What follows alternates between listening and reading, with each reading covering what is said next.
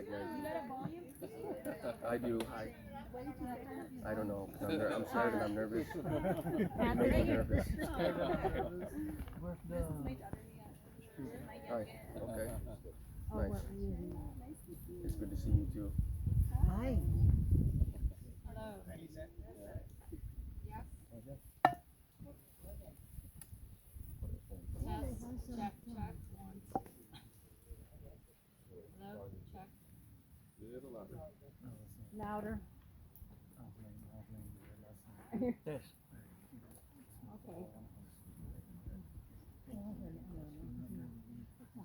Anthony Torres Ramos, born October 19, 1972, son of Antonio Sanchez Ramos and Magdalena Torres Ramos, and brother of Josephine Torres Ramos and Maria Cristina Torres Ramos.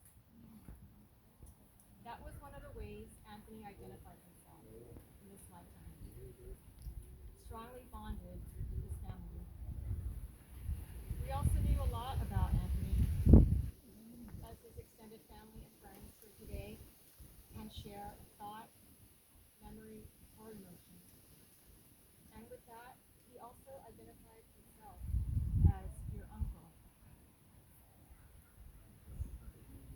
cousin, nephew, godson, brother-in-law, family, classmate, or childhood best friend, strongly bonded with you all in some way as well. I would like to share some of my thoughts and memories or emotions with you today that you may find enjoyable, affirmative, and or illuminating. I'd like to begin by throwing out some words or phrases that come to mind when I open my mouth. Vibrant,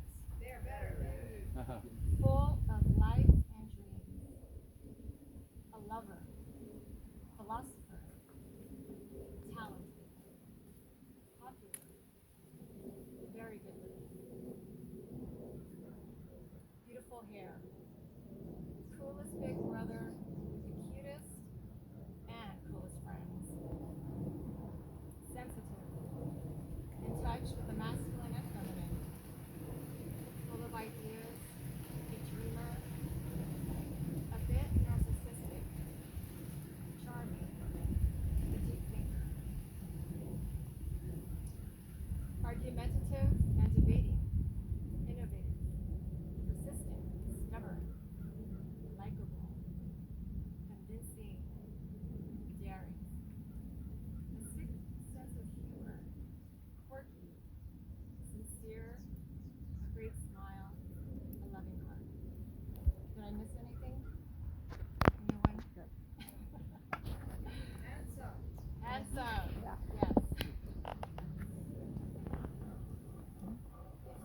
If you knew me growing up, you may have recalled I did things only a young boy at our time was inclined to do, like breakdancing, doing backflips on platforms, jumping off rooftops, skateboarding down steep inclines, and riding bikes down steep hills with cans of vinegar.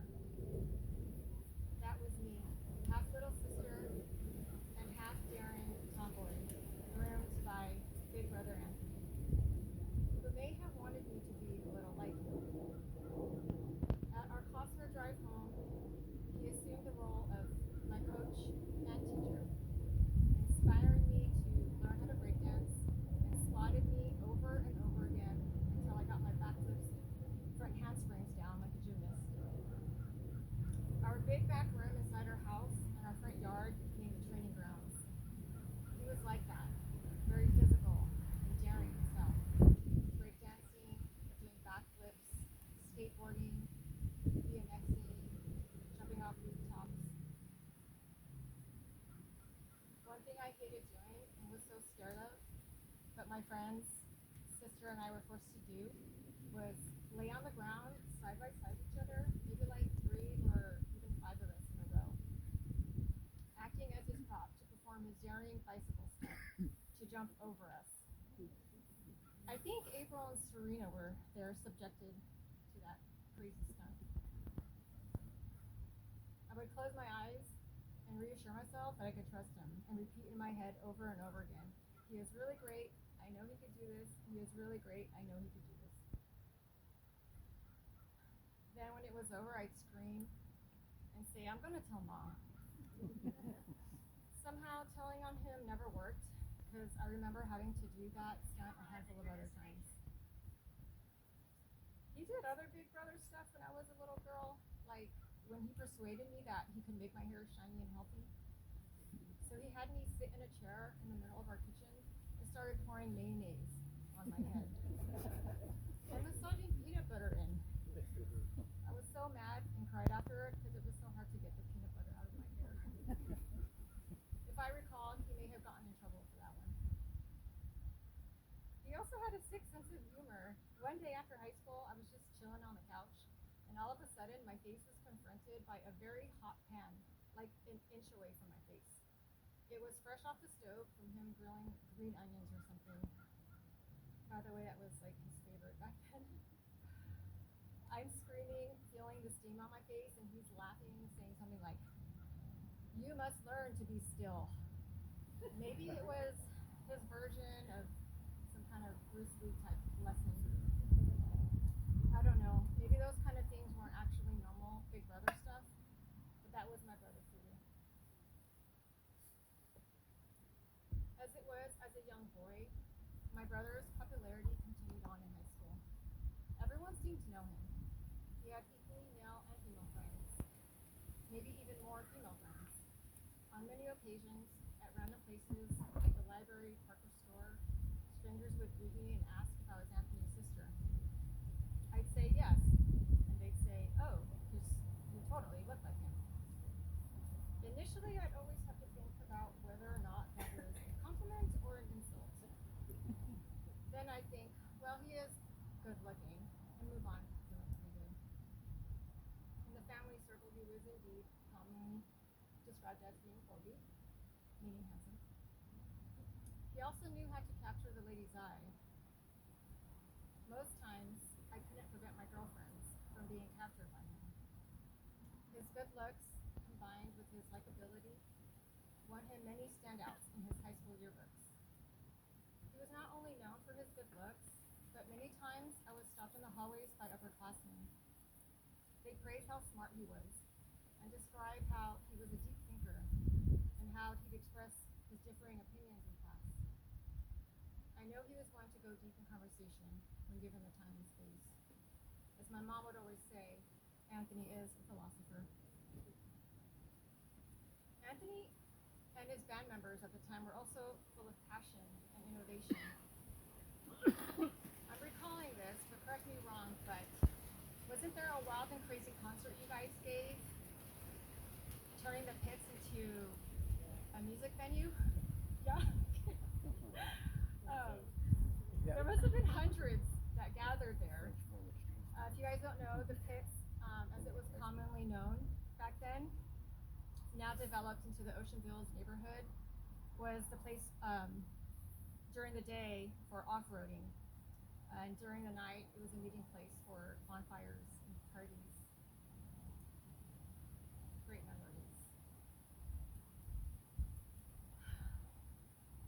For many years after high school, Anthony and I shared the same circle of friends.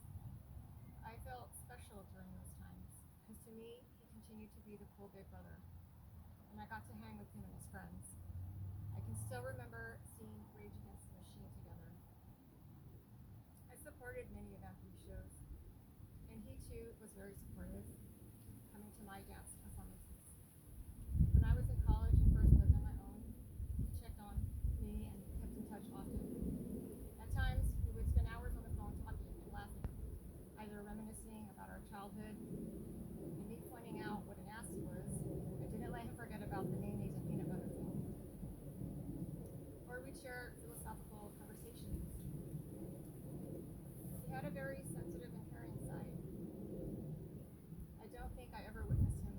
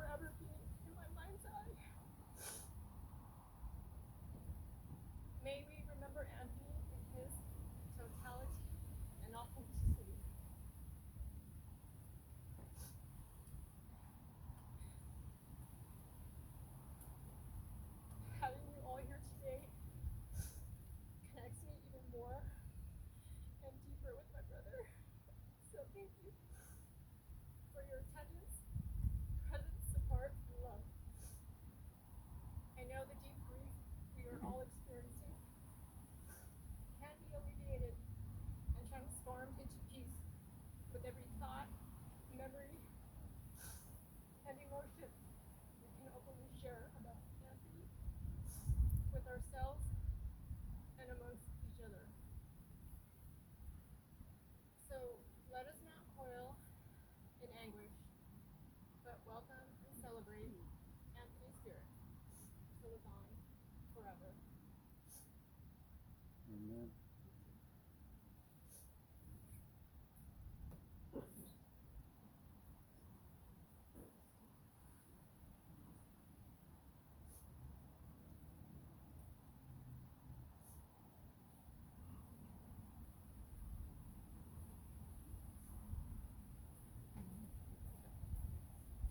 I initially had something written down, but Christina said it all. So I'm just going to share some of my memories. I just remember him. I always thought he was the coolest brother ever. He introduced me to a lot of new music like Morrissey, The Smiths, U2, Rama. And I went up to him one day and asked, what do you think about this song from With or Without You from U2? Because I really valued his opinion and thought that he was so cool that everything that he would say was a good song. And I felt really special when he said, oh yeah, that's a really good song. You have really good taste. Another memory he had was, like Christina said, he's so persistent and his passion with music, it just wasn't listening to music, but he wrote lyrics, he played instruments. His mind was so beyond his years that so intelligent with his words, and he would make Christina and I pretend that we're making a music video, and I don't remember the song, but he was so adamant about us making this music video, he even choreographed the dance for us. And I want to say it was at least 2 hours, and I kept saying, Anthony, I'm tired already. Can we just stop? And then he would say, no, we have to do this. We have to make this video, and it has to be so perfect. So I just remember him being so full of life. You know, skater, BMX, breakdancer.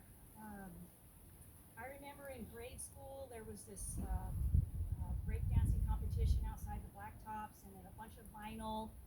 And then I just saw him, he just went in there and started, you know, spinning and breakdancing. I thought, oh man, that's so cool, my brother's out there. And even through the hallways of school, like I didn't hang out with a lot of his friends, but I just always felt like, okay, so my brother's so popular, he's so cool, so anybody, you know, everyone's gonna think that I'm cool because I'm his sister. But he's so passionate, and he's such a humble guy. You know, like Christina said, he never wanted to hurt like nature or ants or bugs or insects. When I would squash an insect, he would get mad and say, no, don't do that, you know. But I remember him being such a kind, thoughtful, he was always there for you, he always made you feel like you mattered. Been so special, like he was always there to listen to you. You know, he never talked down on me or talked down on you. Any invention or any creative ideas he had, he wanted to share it with you. All these things that kept going in his mind, just like he wanted to be creative and say, hey, let's do this, let's do that. I want you to be my manager. You know, so music was everything. Everything. That was all his whole life. So I want to open the mic for anybody that wants to and comfortable to share any stories about Anthony. I know we have most of his band members here, and it would be nice for maybe our children to hear the stories that you have, what you knew of their uncle, and we'll also have videos around the house to show you some of his footage. So if anybody wants to come up and share a story, is comfortable coming up here.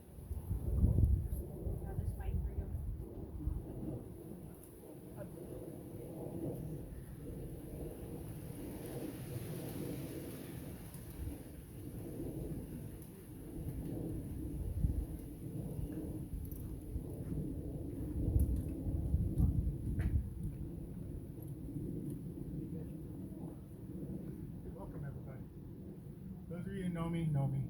My name is Andy Hannigan. I met Anthony in the second grade. 7 years old. Playing on the playground at Warris Lincoln. To be honest, the exact moment we met, I don't remember. I just remember when we did meet, we became fast friends. Me, Anthony, and Shane, we ran around, did all kinds of just fun, stupid kid stuff. I mean, playing at the house, Mr. and Mrs. Ramos. Definitely keeping us in check. We had a lot of really good times growing up. Riding bikes, skateboards. You know, the passion that Anthony did have about things was always, you know, he always wanted to, no, let's try this. Let's go do it. No, Anthony, I don't want to do that. No, come on, we have to try it. We have to try it. Let's do this jump. Like, I don't know. No, let's do it. Okay, we would do it. And yeah, sometimes we got hurt. One of my greatest fun memories, I have to say, and I was just sharing this with Shane, I was thinking about this last night as I was laying in bed. Behind the Costner house, there was all the ice plant. And we would get cardboard boxes and cut them up, and we would get on, slide down this ice plant hill, and literally going into the next fence, and just, it was hilarious. And we would just do this over and over again, and just having a good time. There was a time, and I remember Mrs. Ramos, actually Lola got us too. We decided we wanted to make caramel popcorn. Well, we didn't realize you have to heat up the caramel in a separate pan before you put it on the popcorn. We put it on top of the air popper where you put the butter, and we smoked the entire house. Yeah, we got in trouble for that. We did. We got in trouble for that. It was quite a time. Through the years, Anthony and I spent a lot of time together, just playing music. I mean, he would come over to my house, and you know, we would record in my bedroom. We would do stuff, just, you know, come up with songs, whether they were good or not, it didn't matter. We still practiced, and we still played, had a good time. So God bless Anthony, God bless the Ramos family, and God bless everybody here today. Thank you. All right.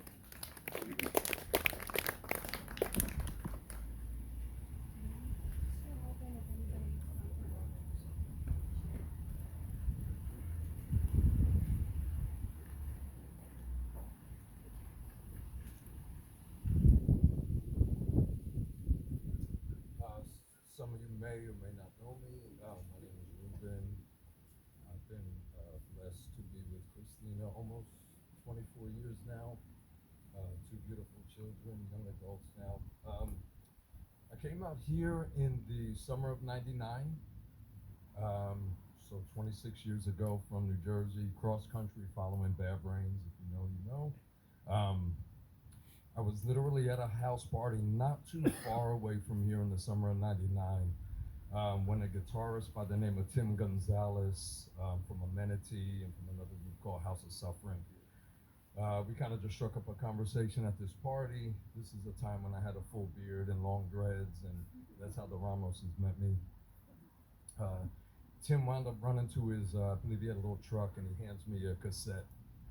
On that cassette was the kind of the beginning of POD. There were some House of Suffering songs on it, some Amenity songs, and then there was a song, a couple songs from a group called Greenbox and Drip by Drown, which happened to be Anthony's, two of Anthony's bands, who I didn't know from anybody yet. Fast forward 3 years later, I meet Christina working at a produce market in North Park. We started dating. She brings brings me to meet her parents. I meet Nana first. I go upstairs. Nana's in bed, probably watching Golden Girls or something. If you know, you know. And Nana sees me. The first thing she says is, "Oh, you look like Bin Laden." You know? I'm like, "All right." This is great. I love it. You know? I probably had dreads and a beard for the first 10 years of our relationship. I met Anthony that night as well. He was still living there on Mubu Highway, and he had a little setup in the garage with a drum kit, a little Tascam, a couple of monitors, some speakers, some amps, so, you know, a little couch. So we start talking music.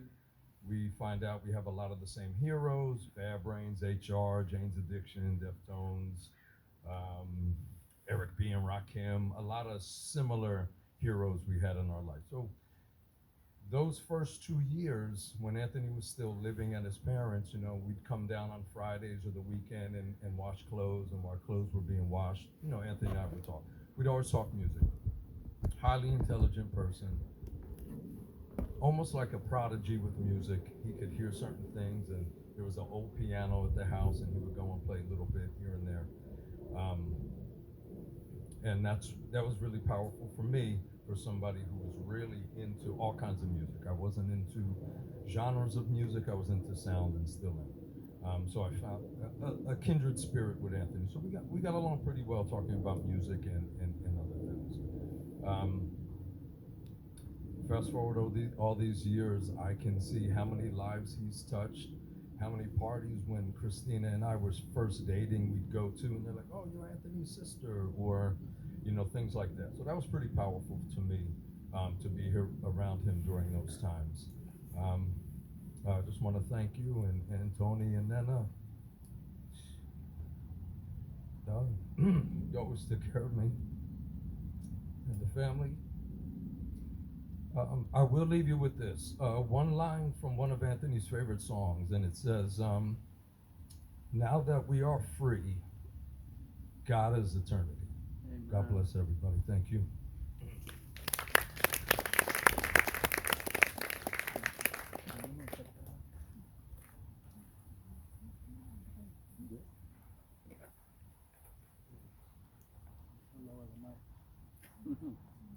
You have to lower the mic.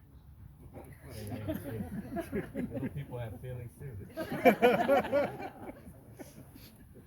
How you guys doing? Adrian, everyone knows me that knows me as Odds. And known Anthony since the first grade. I met him at catechism class. First grade, and I didn't like him right away. Jealous of his hair. He had better hair than I did. So I secretly, you know, was jealous of his hair. But anyways, you know, we shared a lot of time together. We, one of our biggest moments was starting our band. You know, we were both music lovers, and we were, you know, basically into the same thing: break dancing, everything, skateboarding. But we put a band together, along with Carlos. Aaron's not here, but Spirit. And we got a chance to experience a lot of stuff, man. Anthony, you know, he brought me into a community of guys in San Isidro, and I just thought, San Isidro, man, it's a bunch of essays and vatos, man. But nah, man, we go over there, and I meet Adrian and his family, the entire street, just all rock and roll cats. Everyone had long hair, and say if I was traveling and had my bags, I was just like, drop the bags, I'm home.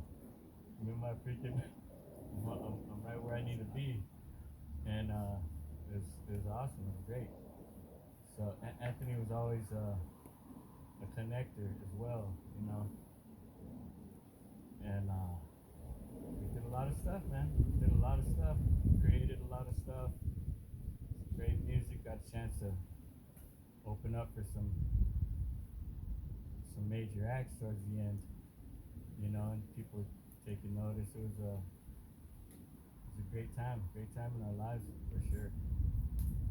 Uh, Shoot, so many things to say, you know. There's so many things to say about Anthony. I could say this for sure. He was always a little on the mischievous side, you know, mischievous side, which, you know, led to a lot of fun, you know, most of the time. And shoot, it's you know, I'll pray for Anthony's soul. I wish the family, and my heart goes out to everyone. You know, thanks for all the friends, old friends, come out and support, and you know, celebrate freaking Anthony's life, you know. And I'm lost for words now.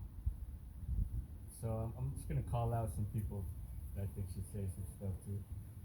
You know, like Carlos, you wanna come up here and say something? Thank you guys. Thanks for coming out and for the support.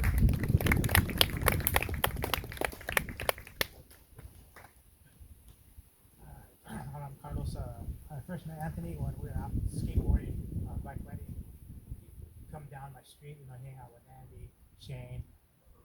We went to a different school when I was younger, so I'm sure if I went to the same school, I would probably, you know, been his friend at the time, because Anthony was a visionary.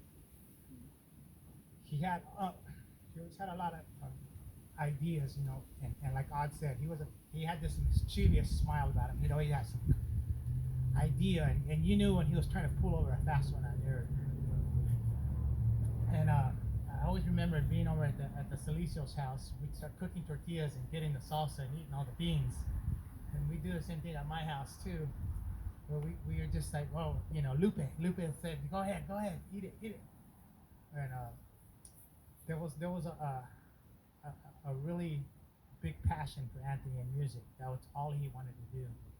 You know, a lot of the memories we made as young men, you know, were because of I had the same passion as well. You know, it was something that it was very important in my life to have these guys who were not just friends; they were more brothers. We were a band of brothers, and a lot of our dreams were the same. You know, and we grew up chasing the same dreams, having, you know, realizing that, you know, just we wanted to be recognized as for that passion that we had. And even to this day, you know, to some of my coworkers, I still talk about, you know, the band and all the great memories that we made. It was just a time in my life that I'll never forget, you know. So I just thought I'd want to say that, kind of. We'll miss Anthony forever. You know, I'll never forget him. That's for sure. Thank you.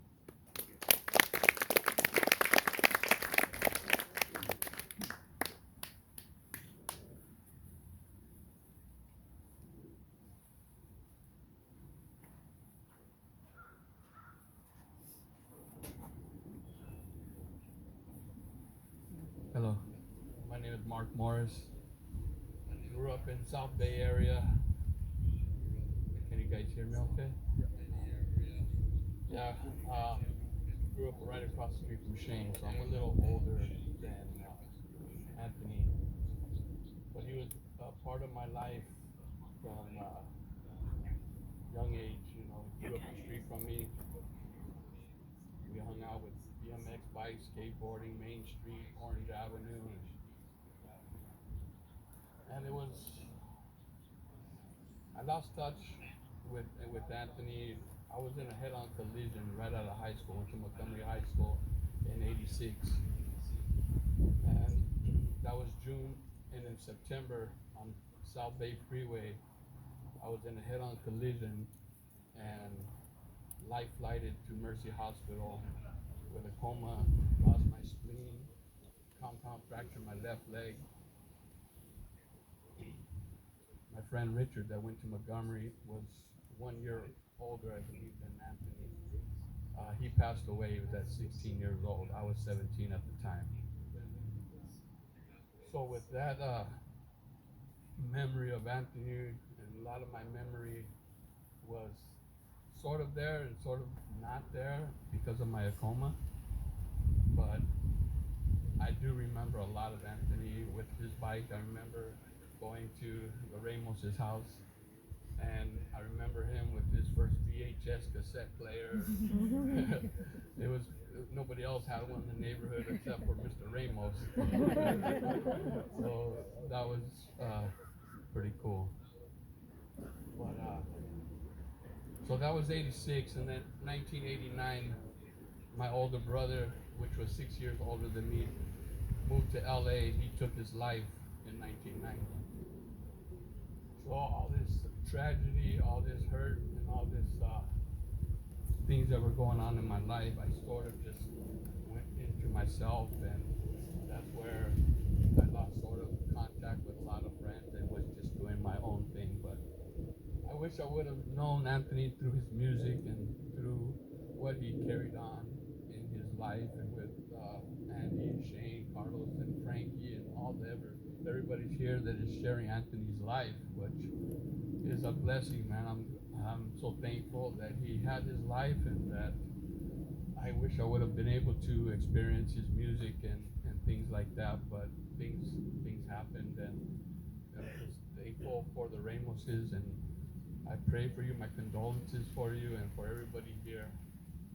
And the Bible says that absent from the body and present with the Lord, and Anthony is with the presence of the Almighty, and we just gotta know that why we're here, we gotta love each other because God first loved us, and that's what it's all about, is loving each other, showing our love for each other, because we are here only a short time, and we have to know that our Creator, He loves you unconditionally no matter what you have done in your life. He cares about you. Thanks for the great memories, Anthony.